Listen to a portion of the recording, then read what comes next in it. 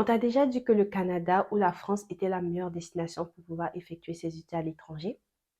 Dans cette vidéo, je vais vous comparer le top 5 des destinations pour les études en termes de procédure d'admission, coût des études et bien sûr en termes de vie et épanouissement des étudiants étrangers. Bonjour, bienvenue sur ma chaîne.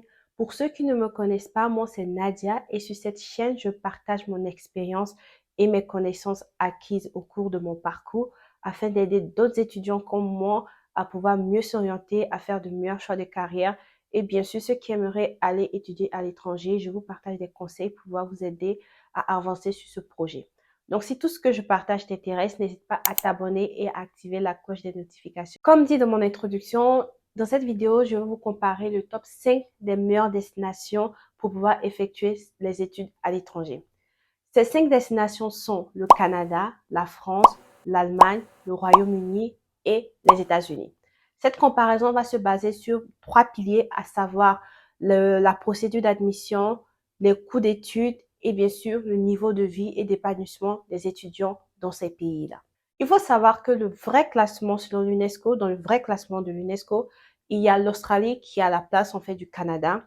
Et moi, je n'ai pas inclus l'Australie parce que j'ai tout simplement pas assez d'informations sur les procédures d'admission et d'études en Australie. Et aussi du fait que j'ai un peu peur d'y aller parce que il y a des kangourous et il y a il y a une grande variété d'espèces animales et j'ai pas trop envie de les visiter en fait. Il faut savoir que le classement que j'ai donné, il est fait en fonction d'un étudiant qui est issu d'un pays francophone. D'accord, que ce soit de l'Afrique francophone ou d'un milieu francophone, c'est ce classement que j'ai donné. En termes de procédure d'admission et de facilité à obtenir une admission, voici le classement que j'ai fait. En première position, on retrouve la France. En deuxième position, on retrouve l'Allemagne. En troisième position, on retrouve le Canada. En quatrième position, on retrouve les États-Unis. Et enfin, en cinquième position, on retrouve le Royaume-Uni. J'ai donné la première place à la France déjà parce que pour les étudiants qui sont issus d'un pays francophone, pour l'Afrique francophone en particulier, la plupart des diplômes qu'on obtient, surtout les diplômes d'études secondaires, sont acceptés en France. C'est-à-dire qu'il y a des équivalents de niveau pour une personne qui aimerait peut-être aller en France juste après avoir obtenu son baccalauréat. De même, pour une personne qui a obtenu sa licence 3 dans son pays, il sera très facile pour elle d'aller en France et de faire une demande d'admission pour un master parce qu'il y a une certaine équivalence. Il y a aussi le fait qu'en France, pour pouvoir s'inscrire dans une université, il y a une plateforme qu'on appelle Campus France ou Parcoursup, tout dépend un peu de là où vous venez, mais principalement c'est Campus France. Il y a cette plateforme qui vous permet en fait de postuler pour plusieurs universités en même temps avec le même dossier. J'ai donné la deuxième place à l'Allemagne parce que pour moi, l'Allemagne est un pays qui accueille énormément les étudiants étrangers. Bien vrai qu'en Allemagne, on ne parle pas le français, bien qu'en Allemagne, il y a l'allemand qui s'impose, les universités allemandes n'imposent pas un niveau minimum, n'imposent pas un niveau en fait en allemand afin de pouvoir obtenir une admission. Vous pouvez avoir une admission sous réserve, ce qui veut dire que une fois que vous avez une admission, vous allez avoir obligatoirement des cours d'allemand à suivre avant de commencer votre vrai programme d'études. J'ai donné la troisième place au Canada et je pense même que j'aurais peut-être pas donné cette place-là au Canada parce que il faut savoir qu'au Canada, il y a la région québécoise qui est, pardon, oui, là, je pense la région québécoise où les gens ils parlent français. Donc, ce sera un peu plus facile pour un étudiant francophone de postuler au Québec et d'avoir une admission dans une université. Le seul problème avec le Canada, c'est qu'il n'y a pas vraiment de plateforme pour pouvoir s'inscrire dans différentes universités en même temps, postuler pour différentes universités en même temps. Du coup, il va falloir donner des dossiers pour chaque université dans laquelle on aimerait étudier. Il y a aussi le fait que par rapport aux équivalences, c'est un peu plus compliqué. J'ai connu des étudiants qui avaient un niveau d'ingénieur, mais qui, quand ils ont eu une admission au Canada, ils ont dû reprendre le baccalauréat. Attention, le baccalauréat au Canada, ce n'est pas le baccalauréat d'études secondaires, mais c'est vraiment, si on veut dire, le cycle ingénieur. Je ne sais pas si je dois dire le cycle ingénieur ou la formation de niveau Bac plus 4 qu'on a l'habitude de connaître. Donc, en fait, cette personne-là a dû reprendre ses études parce que son niveau d'ingénieur dans son pays ne lui permettait pas de poursuivre ses études en fait au niveau master au Canada. J'ai donné la quatrième place aux États-Unis et la cinquième place au Royaume-Uni parce que ces deux pays en fait sont des pays anglophones et pour ces deux pays-là, ils exigent en fait un niveau minimum, un niveau correct en anglais afin d'avoir une admission dans ces écoles. Ils vous demandent pour la plupart de passer le TOEFL ou de passer l'IELTS et d'avoir un niveau minimum 5 pour l'IELTS ou 6, je ne sais plus, afin d'avoir une admission dans ces universités. Pour ces deux pays, par contre, il y a une plateforme qui vous permet en fait de pouvoir postuler avec un même dossier pour différentes universités. Je sais que pour le Royaume-Uni, la plateforme se nomme UCAS et c'est sur cette plateforme que vous allez postuler pour différentes universités. Vous allez déposer votre dossier et ces dossiers-là, vous allez postuler pour différentes universités. Il faut savoir que dans ces deux pays-là, regorgent en fait les meilleures universités du monde et donc de ce fait-là, en fait, toutes les universités sont assez exigeantes en matière de niveau. Il peut avoir des correspondances, bien sûr, c'est-à-dire que quelqu'un qui vient d'avoir son baccalauréat dans son pays peut bien sûr, peut aller étudier là-bas. Mais par contre, on va lui demander d'avoir un niveau en anglais. Donc, il faudra que peut-être cette personne-là, juste après avoir obtenu son niveau, son diplôme d'études secondaires, fasse des cours d'anglais, passe l'IELTS ou le TOEFL avant de pouvoir avoir une admission dans ce pays-là. Donc, c'est pour ça que j'ai mis ces deux pays en dernière position. Sinon, ils ont des meilleures universités et bien sûr, ils offrent une meilleure formation. En termes de coût de formation, je donnerai le classement suivant. La première place revient à l'Allemagne, la deuxième place à la France, la troisième place au Canada, la quatrième place au Royaume-Uni et bien sûr la dernière place aux États-Unis. Il faut savoir que j'ai donné la première place en Allemagne parce que en Allemagne, les universités coûtent relativement moins cher. Je tiens à préciser que ce sont les universités publiques dont je parle. Et pour les frais d'inscription varient en fait en fonction de la fédération, je crois, entre 400 et 500 euros par session. Je tiens à préciser aussi qu'en Allemagne, il y a l'assurance à payer par mois, si je ne me trompe pas, qui coûte 100 euros. Mais tout cela, globalement, ça reste quelque chose d'abordable. Pareil pour la France également, les coûts des universités publiques ne sont pas extrêmement élevés. On a la CVCE, bien sûr, à payer par année qui coûte 95 euros. Je pense que l'année prochaine, ce sera 100 euros parce qu'on ajoute 10 euros chaque année. Mais franchement, les universités françaises ne coûtent pas extrêmement cher. Je ne parle pas des écoles de commerce ni des écoles d'ingénieurs où les frais d'inscription peuvent s'élever à 15 000 euros l'année, mais je parle bien sûr des universités publiques. Donc la France et l'Allemagne occupent vraiment les deux premières places en termes de coût d'études. J'ai donné la troisième position au Canada parce qu'en fait au Canada, on a les dollars canadiens. Donc comparé aux deux autres pays qui occupent les deux dernières places, le dollar canadien reste quand même quelque chose de très faible, une monnaie assez faible en griffe. Donc, même si vous payez une session, vous payez vos frais d'inscription pour une session à 10 000 dollars canadiens, ça reste abordable que si vous payez une session aux États-Unis ou en Angleterre. Il faut savoir qu'au Canada, les études coûtent extrêmement cher. Moi, j'étais à l'ETS, c'est-à-dire l'école de technologie supérieure, et j'étais en échange. Donc, je ne payais pas de frais de scolarité à cette école canadienne. Je payais des frais de scolarité dans mon école d'ingénieur en France. Et je peux vous dire que ça m'a beaucoup aidé parce que j'ai des amis qui payaient la session, en fait, les mêmes cours que moi, à 10 000 dollars canadiens, 11 000 dollars canadiens la session. J'ai vu sur Internet qu'il y a plein de vidéos qui vous disent que les études au Canada sont gratuites à partir de septembre 2023, où on vous dit que maintenant le Canada accepte plein de personnes et qu'il vous donne des bourses et tout. Vraiment, faites attention parce que déjà, le terme en bourse, en fait, sont des bourses limitées. Et ces bourses, en fait, vous donnent le droit de payer les frais de scolarité comme les Québécois. C'est-à-dire que c'est pas comme si vous n'avez pas de frais de scolarité à payer, mais vous êtes exempté des frais supplémentaires du fait que vous soyez étudiant étranger. Donc faites très attention et ces bourses-là ne sont même pas valides pour toutes les formations. Les deux dernières places, bien sûr, comme vous le savez, c'est aussi les États-Unis et l'Angleterre. Le Royaume-Uni. Mais comme je l'ai dit précédemment, c'est vraiment les universités dans ces deux pays-là sont les meilleures universités et vous offrent une formation incroyable. Donc, bien sûr, les frais de scolarité coûtent extrêmement cher. Au Royaume-Uni, vous pouvez avoir des universités qui vous proposent une formation qui coûte 10 000 euros l'année. Je ne vais pas parler en termes de livres, mais 10 000 euros l'année. Alors qu'aux États-Unis, quand même, qui coûte très cher, vous pouvez trouver une session qui vous coûte 10 000 dollars la session. Ça dit même pas 10 000 dollars l'année, mais 10 000 dollars américains la session.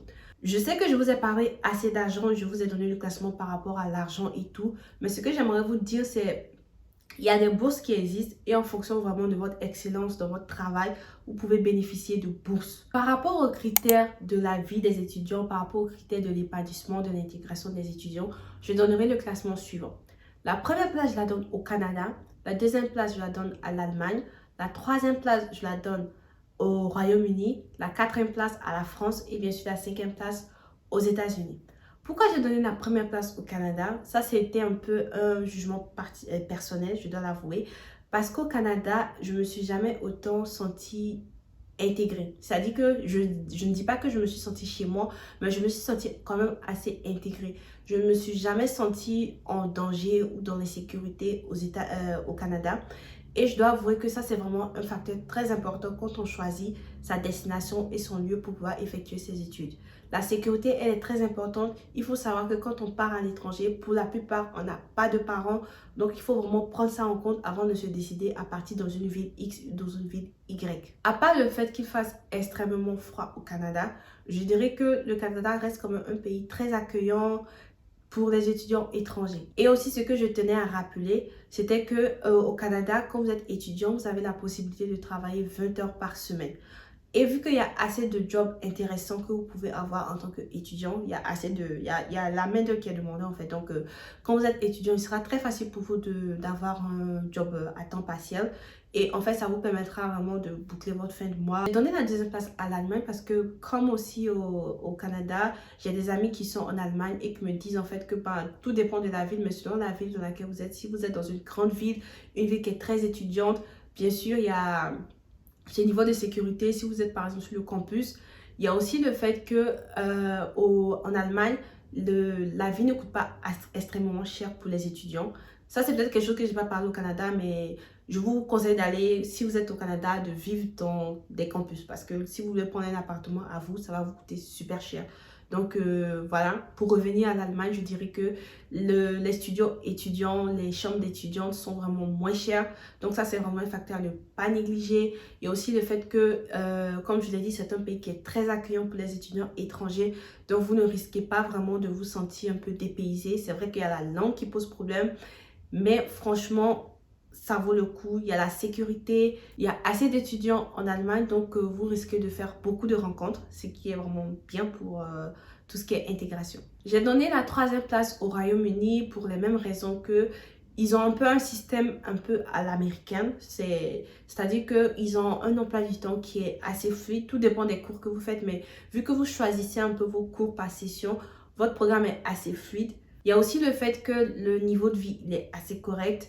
Et en fonction, bien sûr, je précise, du quartier dans lequel vous vivez ou de la ville dans laquelle vous êtes, il y a quand même un niveau de sécurité à ne pas négliger. J'ai donné la quatrième place à la France parce qu'en France, en fait, il faut savoir que quand vous êtes étudiant, vous pouvez avoir une aide qui vous permet en fait de payer votre loyer. C'est-à-dire que par exemple, pour quelqu'un qui a un loyer de 400-500 euros, vous pouvez avoir une APL de 100 euros. Les loyers également, comme en Allemagne, les loyers s'élèvent à environ 300, 400, 500 euros selon la ville dans laquelle vous êtes. Mais tout ceci reste extrêmement abordable. Il faut savoir que moi, j'ai mis la quatrième place à la France pour tout ce qui est question d'insécurité. Je ne dis pas que la France est insécure. Sorry. L'insécurité commence à être très grandissante en France. Ce n'est pas la faute... ce n'est pas vraiment la faute des étudiants, mais bon, comme vous pouvez le voir un peu sur Internet, ça commence à se détériorer du fait que, X raisons, je vais pas en parler dans la vidéo. Mais par contre, ce qui est bien pour les étudiants en France, c'est que vous avez la sécurité sociale qui vous permet d'avoir des soins de santé quand même qui ne sont pas négligeables. C'est-à-dire que par rapport à quelqu'un qui est malade au Canada, et qui ne peut pas se payer en fait une hospitalisation ou des frais médicaux. En France quand même, les coûts d'hospitalisation et les coûts de visite chez les médecins pour les étudiants, même étrangers, restent relativement faibles. J'ai donné la dernière place aux États-Unis pour la simple et bonne raison que les États-Unis coûtent extrêmement cher. Pour un étudiant qui vit aux États-Unis, tout coûte cher, c'est-à-dire que ce n'est pas seulement l'école qui coûte cher, il y a aussi la vie en elle-même qui coûte cher aux États-Unis. Il y a aussi le fait que, on va pas se mentir, il y a la sécurité. Il y a la sécurité qui n'est pas négligeable, le port d'une arme à feu qui est autorisé, c'est-à-dire que ici les gens peuvent avoir une arme sur eux et c'est autorisé. Après, je ne diabolise pas les États-Unis parce que moi, je suis actuellement aux États-Unis. Mais pour mon expérience ici aux États-Unis, je dois avouer que pendant plusieurs fois, en fait, je me suis sentie en insécurité. Et j'essaie vraiment de mon mieux de faire très attention à là où je vais, des endroits que je fréquente et tout.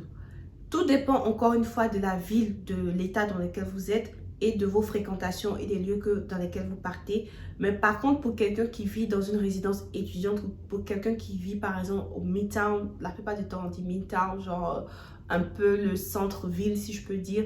Pour les gens qui vivent vraiment dans les campus universitaires ou près de l'école ou près du centre-ville, si vous vivez dans le bon quartier, vous n'avez pas trop à vous faire des soucis. Aussi pour les personnes africaines, les personnes de thé noir, il ne faut pas oublier le fait qu'aux États-Unis, il y a un peu quand même du racisme. Par rapport à toutes les destinations que j'ai données, il y a quand même du racisme souvent dans ces pays-là, mais particulièrement pour les États-Unis, c'est quand même un pays qui est assez marqué par tout ce qui est discrimination, par tout ce qui est racisme. Donc, si vous êtes une personne de couleur, une personne africaine, une personne noire, ce sera très difficile un peu pour vous de vous épanouir ou souvent. Voilà, c'est tout pour cette vidéo. Je suis désolée, mais j'ai dû passer sur beaucoup de détails. J'ai essayé d'être objective dans cette vidéo et de vous donner les points importants sur ces destinations. Si vous voulez que je détaille un peu plus sur l'une des destinations que je vous ai présentées, n'hésitez pas à me dire en commentaire. Il faut savoir que là, dans cette vidéo, je vous ai donné un avis critique et un avis assez personnel. Vous pouvez avoir un jugement différent et je vous ai donné des critiques par rapport à ce que j'ai pu voir de mes expériences et des expériences de mes amis. Dites-moi aussi en commentaire dans quelle destination vous souhaiterez étudier si vous voulez par exemple aller étudier à l'étranger. N'hésitez pas à liker ma vidéo et à la partager autour de vous afin que d'autres personnes puissent profiter du contenu que j'ai créé. Et rendez-vous le mercredi de la semaine prochaine pour une autre vidéo.